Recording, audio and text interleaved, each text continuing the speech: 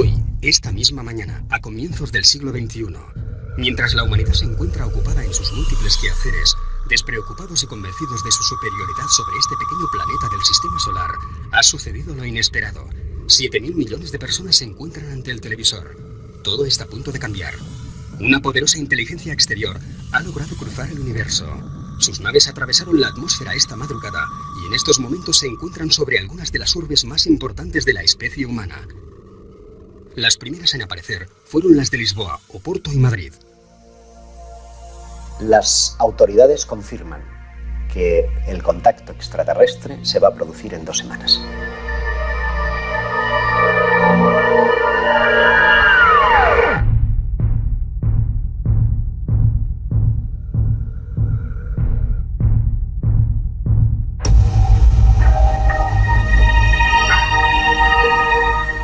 De golpe las autoridades se han dado cuenta que sobre nuestros cielos hay una nave de tamaño colosal. Ya se sabe que existen.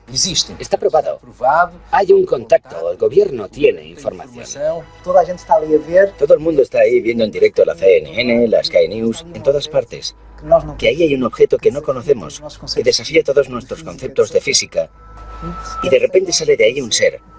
I come in peace. Básicamente eso es lo que espero que suceda.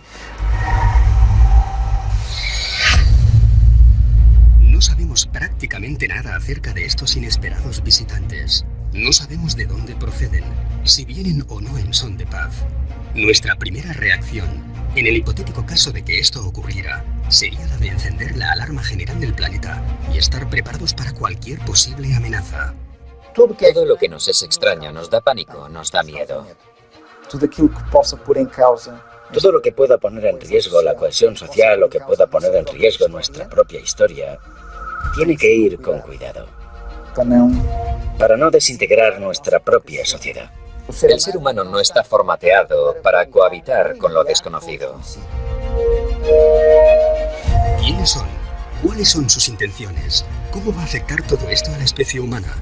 ¿Cuál va a ser nuestra reacción? Entre las primeras medidas que se han puesto en marcha está la de reunir a un nutrido grupo de especialistas en diversas áreas. Si bien sabemos que el contacto es inminente, hemos de tomar decisiones y hemos de hacerlo rápido.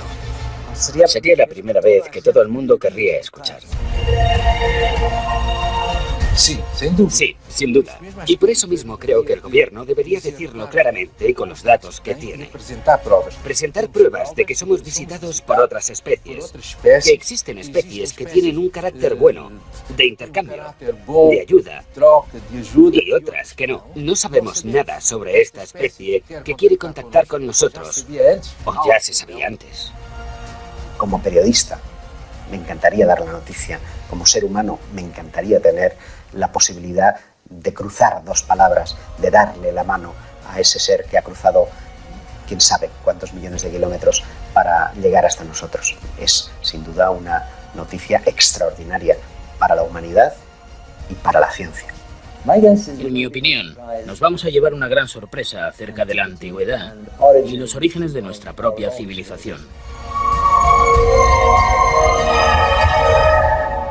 Todo es posible. Todo es posible. Realmente hay que empezar a pensar que seres de otros mundos o de otros universos sean capaces de llegar hasta la Tierra y de tener una agenda, un plan del que prácticamente lo desconocemos todo. En los primeros momentos en que se recibiese la noticia, a no ser que esa noticia fuese filtrada por alguna agencia tipo la ONU, tipo planetaria, conjugada con alguna deliberación del poder científico, de ser completamente inesperada, sería un auténtico desorden, una desorganización y un pánico absoluto.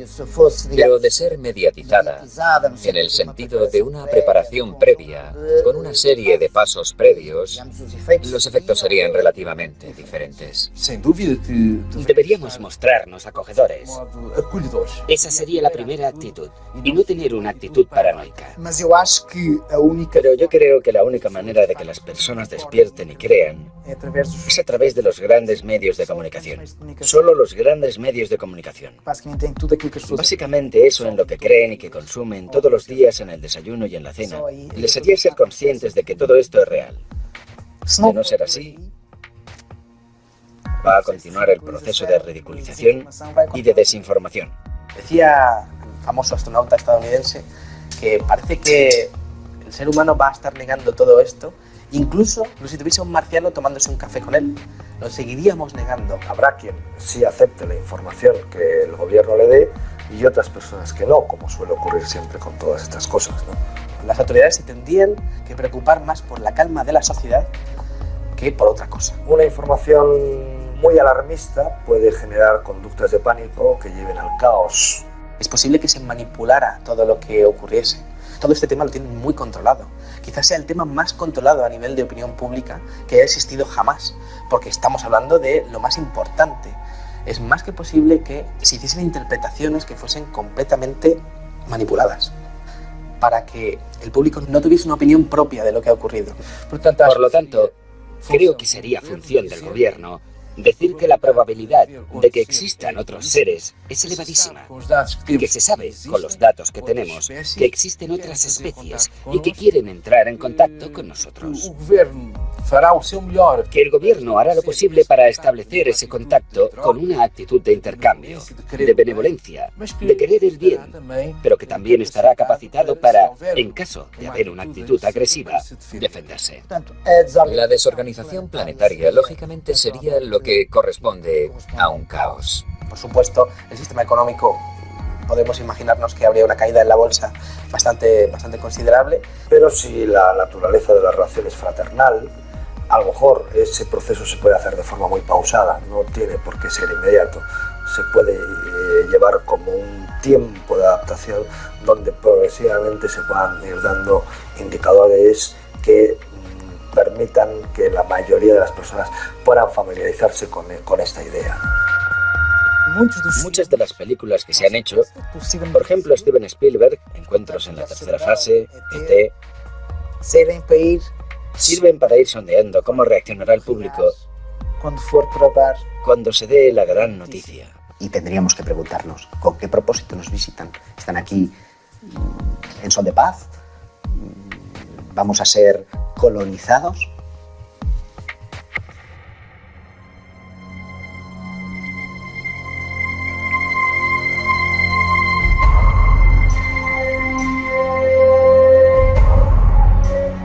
¿Quién nos visita? Esa es la gran preocupación del anfitrión. Nosotros, como anfitriones, tenemos que saber por qué nos visitan y cuáles son sus objetivos, el motivo de la visita y la buena fe de quien nos visita. Asegurar la naturaleza del contacto, ¿no? Bien si esa naturaleza es fraternal, es un contacto que nos va a beneficiar a las dos civilizaciones, o bien si es un contacto de conflicto.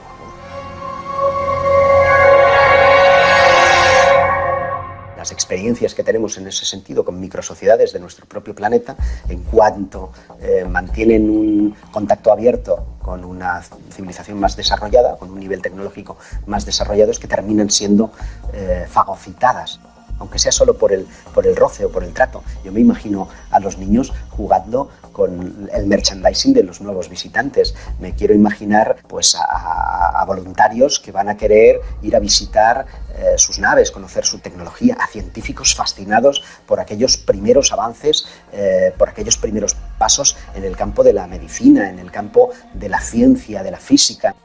Todo nuestro conocimiento se vería completamente alterado. Y eso estremece, porque ¿quién se va a quedar al cargo de nuestra cultura, de nuestra identidad, de nuestras cosas como seres humanos? ¿Quién va a querer salvaguardar de esa mezcla natural entre una raza supuestamente superior y nosotros? Si nos basamos en nuestra propia historia, Nunca fuimos en son de paz. Siempre tuvimos como objetivo conquistar la tierra o conquistar los recursos.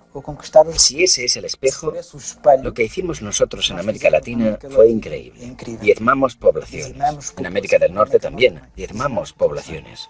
Teniendo en cuenta nuestra propia experiencia en términos terrestres en relación con otras culturas, entendemos que un inferior tecnológico o un inferior cultural sería siempre diezmado y ultrapasado por un superior tecnológico y cultural. Cuando Cortés llega a las costas de México y es recibido con los brazos abiertos, podemos pensar que tiene que ver con el sustrato de que aquellas gentes estaban esperando a su serpiente emplumado, que además es representado con barba blanca, con yelmo, en definitiva, muy parecido a los conquistadores españoles. Como son sus dioses, pasad, sois bienvenidos.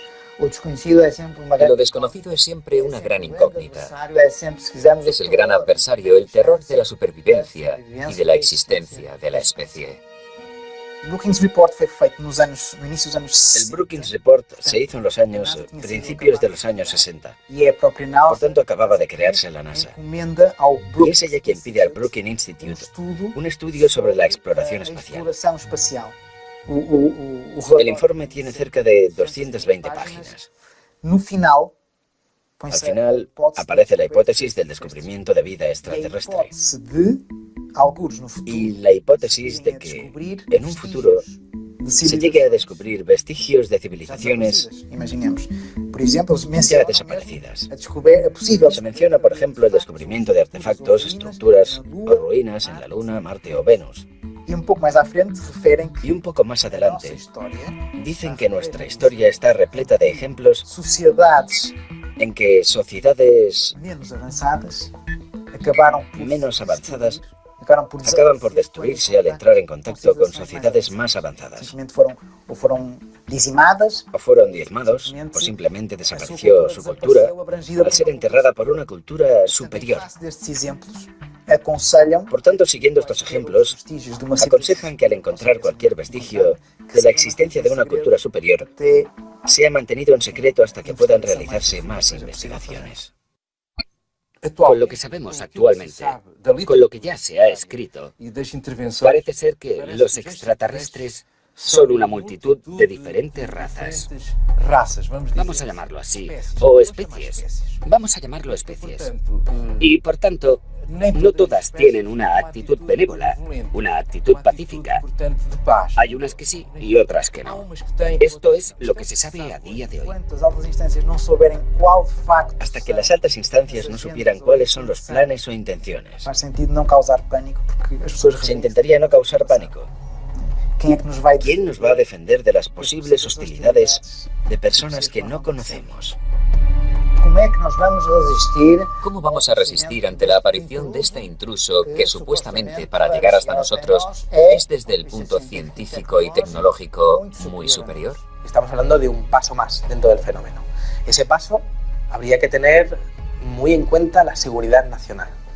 Es lógico pensar que las autoridades quieran determinar qué nivel de peligro supone ese contacto entre humanos y alienígenas. Si da la impresión de que nos van a comer, posiblemente no queremos ofrecernos tan fácilmente.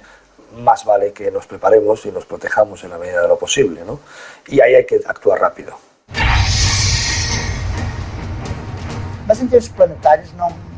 En términos planetarios, no hay muchas dudas de que, a diferentes escalas, se instalaría el pánico colectivo. Por tanto, debemos tener una actitud no paranoica, pero en cierta manera tener también una expectativa armada. La actitud exterior podría ser una actitud bondadosa. Queremos conoceros, tener un buen recibimiento, y estar dispuestos al diálogo, al intercambio de pueblos. Pero si la actitud de la otra parte fuese una actitud agresiva, hemos de tener algo preparado para, al menos, dar una respuesta defensiva de legítima defensa. Pero no podemos tener una actitud de paranoia, ni de desconfianza, ni agresiva. No sabemos las intenciones, pero es posible que debido a su poderío tecnológico, a su superioridad técnica, nuestro aparato militar tuviese que ponerse en guardia. Por el momento, Nada nos hace sospechar que hayan venido hasta aquí con malas intenciones. Tampoco disponemos de datos que indiquen lo contrario. Sabemos aún muy poco acerca de estos visitantes. El prestigioso físico Stephen Hawking recientemente declaró que es perfectamente racional contemplar la existencia de seres inteligentes en algún otro punto del universo, pero que sería altamente peligroso entrar en contacto con ellos. Muchos otros especialistas en diversas áreas insisten en la posibilidad de que estas entidades no sean del todo amistosas y que debemos ser extremadamente precavidos. ¿Realmente es esta la primera vez que se activan los organismos militares ante una posible amenaza extraterrestre? Hubo un caso muy conocido en los años 60 en el que un ovni aparece sobre una base nuclear norteamericana que tenía misiles desperdigados a cientos de metros unos de otros, con sistemas de seguridad autónomos. El ovni aparece, se da la alarma. Se trata de un objeto que entra en espacio aéreo altamente restringido y de repente 20 misiles nucleares se apagan. ¿Cómo es posible? Todo esto da a entender que hay problemas de seguridad nacional, problemas de seguridad mundial, pero también nos hace ver que no les caemos tan mal. ¿Podríamos llegar a entendernos con una civilización proveniente de las estrellas? El ser humano es un ser complejo, muy espiritual, celoso de sus costumbres, de su cultura y muy religioso. Un contacto inminente, sin duda, pondría en riesgo muchas de nuestras convicciones. Pero a largo plazo, no de inmediato, las consecuencias más evidentes serían a nivel religioso, a nivel ideológico y a nivel cultural. Esta cuestión ha sido discutida muchísimas veces porque no todos los grupos culturales o religiosos del mundo sabrían qué hacer con la llegada de seres del espacio.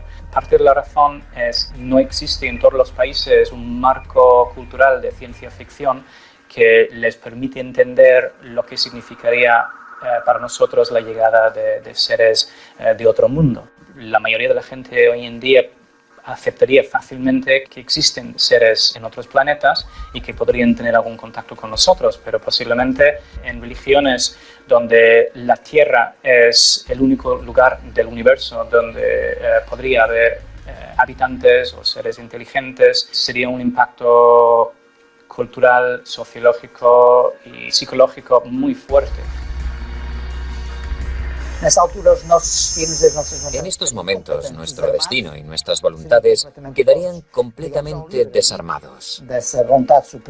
Estarían en manos de esa voluntad superior, de ese visitante ocasional y sorprendente. El shock ante el anuncio de la llegada de otra civilización, que si queremos, podría llegar a revelarnos sus coordenadas religiosas, si las tuvieran.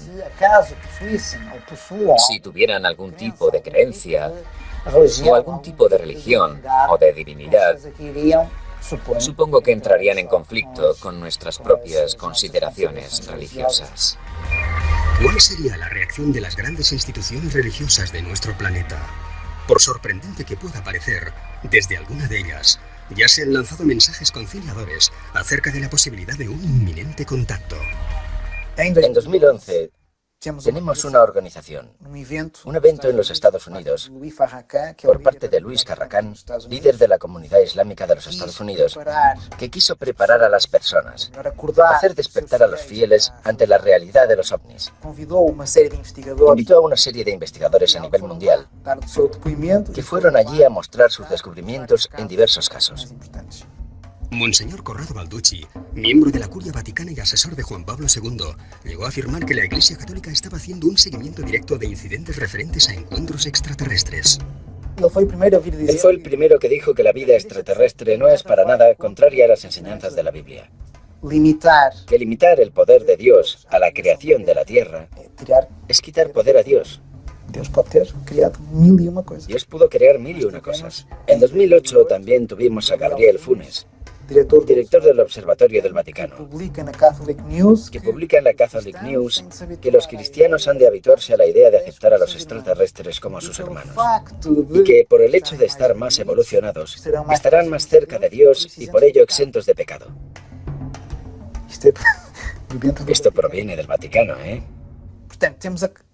Por tanto, tenemos a la Iglesia Católica preparando a sus fieles. Monseñor Gabriel Funes es uno de los más extraordinarios. Están exentos de pecado, no les tiréis piedras, no les odiamos.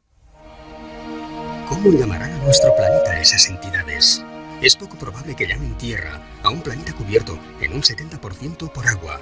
¿Lo llamarán planeta azul? Al menos este es el aspecto que tiene visto desde el espacio.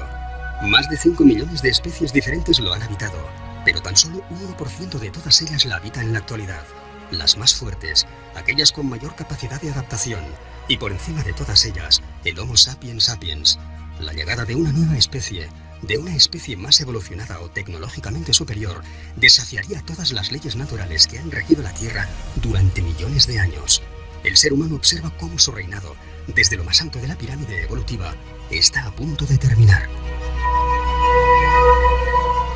Probablemente lo vamos a llevar mal, porque creemos que somos los que estamos arriba, ¿no? Pero es bueno que de vez en cuando la naturaleza nos recuerde que no es así. Por ejemplo, un tsunami, un terremoto. Constantemente los acontecimientos naturales, que por cierto provocan estrés postraumático en algunas personas también, nos recuerdan que no somos tan poderosos como nos creemos, y es bueno que nos lo recuerden. Incluso como individuos también. Normalmente la mayoría de las personas piensa que es invulnerable. Las reacciones de la sociedad pueden ser absolutamente dispares y tienen mucho que ver en su reacción con la afirmación como pueblo y como especie y como signo de identidad de cada uno de los pueblos. Sería la primera vez que las nacionalidades dejan de existir. Pasamos a ser solo uno. Pasamos a ser todos terrícolas. Dejamos de ser los portugueses, los españoles, pasamos a ser solo uno. Si algo tiene de bueno la especie humana, que lo ha demostrado a lo largo de miles de millones de años, es la capacidad de adaptación a las nuevas circunstancias. Eso es lo que nos ha hecho sobrevivir, frente a otras especies que en principio eran más fuertes que nosotros, pero con menos capacidad de adaptación. Eso es lo que nos ha permitido evolucionar y sigue estando, esa capacidad de adaptación está intacta.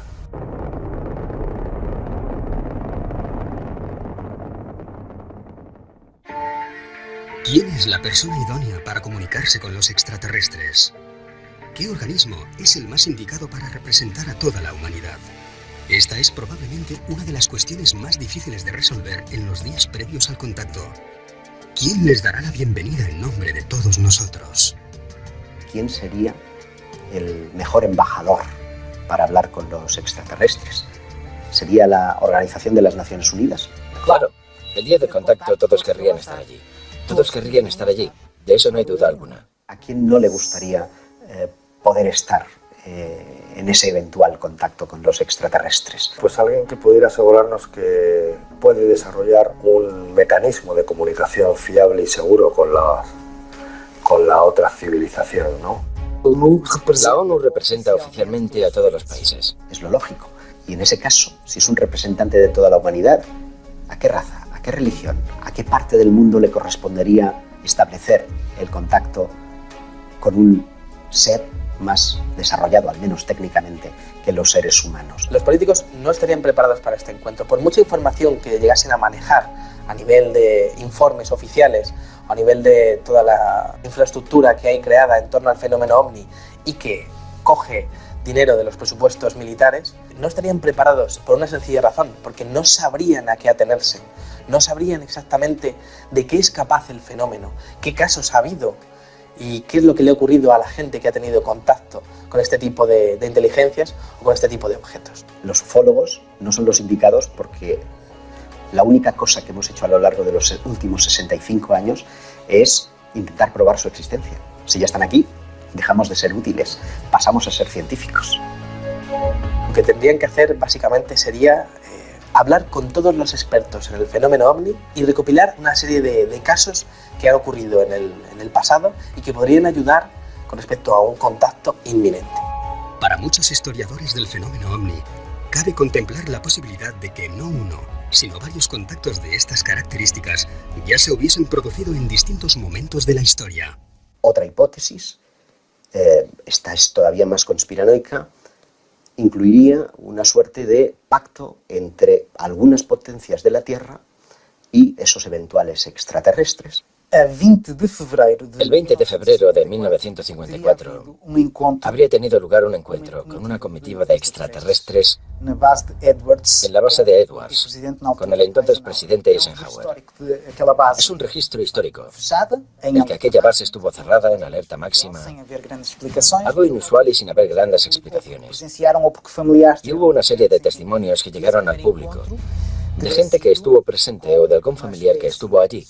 Ese primer encuentro habría sido con una especie muy parecida a nosotros, los llamamos nórdicos, que estarían preocupados con las detonaciones atómicas, con la evolución tan agresiva que estábamos teniendo, y que llamaron la atención al respecto.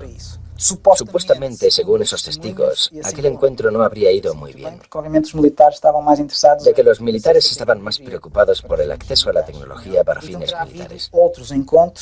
Así que habrían tenido otros encuentros, esta vez con los llamados grises, que estaban dispuestos a ceder tecnología a cambio de una cuota de abducciones.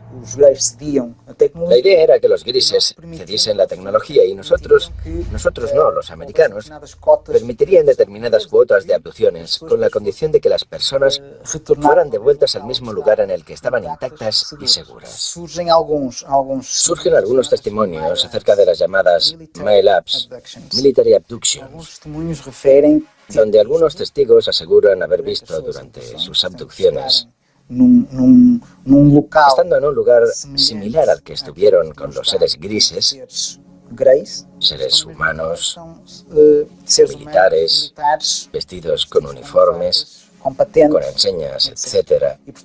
Y por lo tanto, la teoría sería que los militares empiezan a intentar controlar las abducciones que se estaban haciendo. La persona o el grupo de personas más indicadas para establecer un primer contacto debieran de ser científicos. Por otra parte, también sería muy interesante el hecho de poder llevar a líderes religiosos, que todos estuviesen allí para poder observar in situ lo que estuviese ocurriendo. El ser humano está muy relacionado con el tema de la trascendencia y el tema de la religión. Y entonces sería muy interesante llevar a esas figuras religiosas para que también estuviesen presentes y que pudiesen realmente observar la realidad del fenómeno desde un punto de vista real, no desde un punto de vista interpretativo.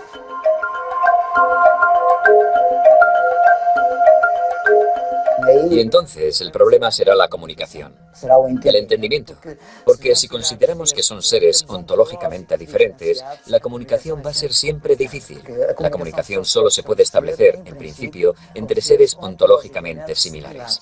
Es un problema pensar en el lenguaje, un problema que incluso estuvo en el punto de mira de los gobiernos que se preguntaron en un momento determinado, creo recordar que a finales de los 80, que si existía un eventual contacto, ¿cómo nos íbamos a comunicar con ellos? Seguramente lo que se tendría que hacer es traer a los mejores expertos en matemáticas de la península ibérica, alguien del mundo. Tendríamos que hablar con todas las naciones de la OTAN y tendríamos que hablar con los mejores expertos en las mejores universidades del mundo y traer los mejores matemáticos. La comunicación sería a través de las matemáticas. Si el lenguaje es matemático, indudablemente matemáticos. Si es la música, músicos. Pero de todas maneras tendríamos que confiar en la imaginación, en el esfuerzo científico, en el conjunto de conocimientos de ambos lados, para establecer una plataforma de entendimiento. Como que como nosotros, como ser que está aquí ahora teniendo una experiencia terrena, vamos a conectar con esos otros seres. ¿Cómo nos vamos a reconocer? A través de nuestro corazón. Yo quiero pensar que si ellos nos han estado observando a lo largo de los últimos milenios, probablemente sepan muy bien y conozcan muy bien nuestro idioma, con lo que probablemente o hablen en inglés o incluso en castellano o en chino. Disponemos de evidencias físicas y no hay una sola duda al respecto de que existen planetas más allá de nuestro sistema solar. Una increíble cantidad de planetas, 3.500 en una muy pequeña muestra. Esto quiere decir que, extrapolando las posibilidades, podría haber 1 billón o quizás más planetas más allá de nuestro sistema. ¿Estamos abiertos a la idea de que haya vida inteligente? Bueno, ¿por qué no? Sería absurdo hoy decir que hay 1 billón de planetas, 1 billón de sistemas solares ahí fuera, que ninguno de ellos tiene posibilidades de vida. Hemos de suponer que nos enfrentamos a una civilización con muchos más años de evolución, tecnológicamente muy superior y capaz de vencer distancias para nosotros inabarcables de un universo del que aún desconocemos prácticamente todo. ¿Cómo son sus aeronaves? Tiene que ser una nave que sea capaz de albergar el combustible, de propulsarse y albergar la vida. Y como en el espacio no hay aire, no hay rozamiento, no tiene por qué tener una forma muy aerodinámica como el Concorde, no tiene por qué tener forma de avión, puede ser una caja. No sería descartable que tuviese forma de cilindro o forma esférica en por lo menos alguna de las partes, para poner esa parte en rotación y simular una fuerza centrípeta de tal manera que simules una gravedad. El combustible ocupa mucho espacio y pesa mucho, por lo tanto tendría que tener una cierta limitación en el tema del combustible y obviamente intentar coger energía del camino, bien sea pues a través de energía pues, que venga de las estrellas o de donde la puedan ellos conseguir. Podría ser realmente muy extensa para poder captar toda la energía que pudiese venir de las estrellas. Obviamente, pues bueno, claro, aquí nuestras naves funcionan con energía química, ¿no? Quemando queroseno, pero bueno, podrían ser centrales nucleares o centrales que de alguna manera hubiesen sido capaces de crear antimateria, que la antimateria daría mucha más energía. Nosotros no sabemos crear antimaterias a esas escalas, pero la forma no tiene por qué tener una forma muy predeterminada. Todos nos hacemos la misma pregunta. ¿Qué o quién descenderá de esa nave? Se abren las puertas y no sabemos qué forma van a tener. Hoy en día ya hay mucha literatura y descripciones de diferentes tipos de extraterrestres que son considerados más o menos agresivos. Por lo que tendríamos que tener en cuenta qué tipo de extraterrestre es con el que vamos a contactar. Aquí en la Tierra tenemos todo tipo de especies de animales y todos son diferentes. A ver, digamos que la que se supone que está más evolucionada somos nosotros, tenemos pues una anatomía muy característica, el hecho de tener las manos es muy importante, el hecho de que caminemos a 2 patas pues también es importante para tener la perspectiva, el que tengamos los 2 ojos enfrente pues también nos ayuda a calcular distancias, el hecho de que cómo nacemos, que realmente nacemos y mientras nacemos el cerebro, el cráneo se nos deforma para poder salir y eso también tiene su porqué, de hecho nacemos y no sabemos nada, necesitamos muchos años de aprendizaje y eso es lo bueno. Claro, cuando un animal nace y ya se puede valer por sí solo, en realidad pues poco evolucionado va a estar. Entonces, claro, ¿cómo serán los extraterrestres? Pues en realidad nada nos indica que tengan que ser como nosotros más delgados y con 2 antenas o que no puedan tener pues muchas más extremidades lo que sí está claro es que nosotros tenemos la cabeza donde tenemos la vista, que es nuestro sentido más importante y donde en realidad pues bueno, también tenemos el olfato, que también es un sentido que ha sido muy importante en la evolución y que está cerca del cerebro para que la información vaya rápido, eso está muy bien también, y además tenemos los ojos en la parte alta para poder ver bien, pero no necesariamente tienen que ser parecidos a nosotros. Nosotros estamos basados en una química, podrían estar basados en otra química. Su ADN no tiene nada que ver con el mío, pero ¿y si resulta que soy de tu raza, que soy de tu especie y que estoy circunstancialmente viviendo en otro planeta porque en un pasado remoto estuve en el tuyo? A lo mejor esa es la explicación a todo, ¿no? La composición del ser humano parte del carbono. Pero ellos no tendrían por qué estar basados en los mismos elementos químicos. Nosotros necesitamos oxígeno, pero es probable que ellos no tengan que respirarlo. De hecho, para una especie ajena al hábitat terrestre, esta podría ser una sustancia tóxica. El extraterrestre que descendiera de esa nave tendría que ser un ser adaptado a su planeta, a su climatología, a su temperatura e incluso a la radiación de su estrella. Por lo que contarían con dispositivos oculares, de respiración o algún tipo de protección para sus cuerpos.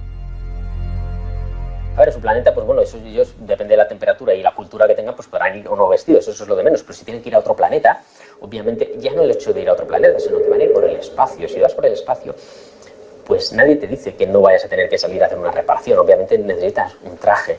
Según los especialistas, no lo sé. Yo estoy firmemente convencido de que el día que se abra el platillo volante y desciende un extraterrestre de él, nos vamos a quedar pasmados, porque vamos a ver un ser humano, un Homo sapiens sapiens, descender del platillo volante.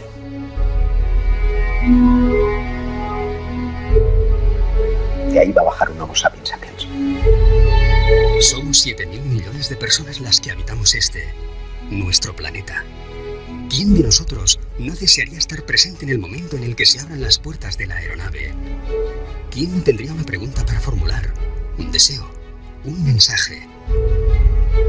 ¿Quién no se ha imaginado qué haría si es uno de los elegidos para darles la bienvenida? Escuchar. Por cierto, una actitud que como seres humanos perdemos cada día más, sobre todo cuanto más occidentalizados estamos. Escuchar. No te voy a negar que es un momento esperado y que espero no morir sin haber visto que ha llegado ese momento, ¿no? No lo sé. Me gustaría poder experimentar en primera persona la corroboración de que no he estado persiguiendo fantasmas. Como primera pregunta, trataría de ver corroboradas mis cuestiones más personales, ¿no? Como, ¿sois realmente quienes creo que sois? ¿He estado equivocado?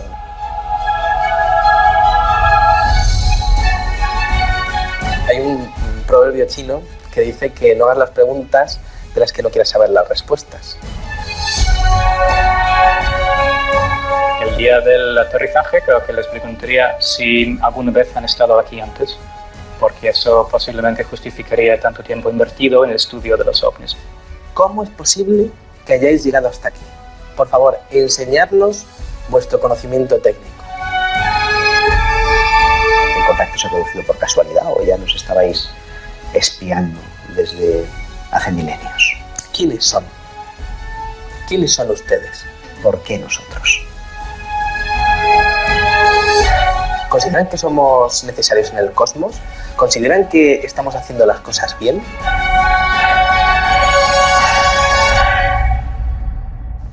Yo, sinceramente, les echaría en cara el haberme tenido durante décadas persiguiéndoles de un lado para otro.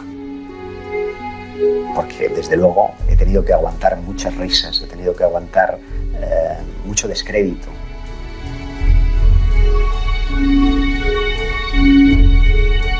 Para que después tenga la confirmación de que ellos existían realmente.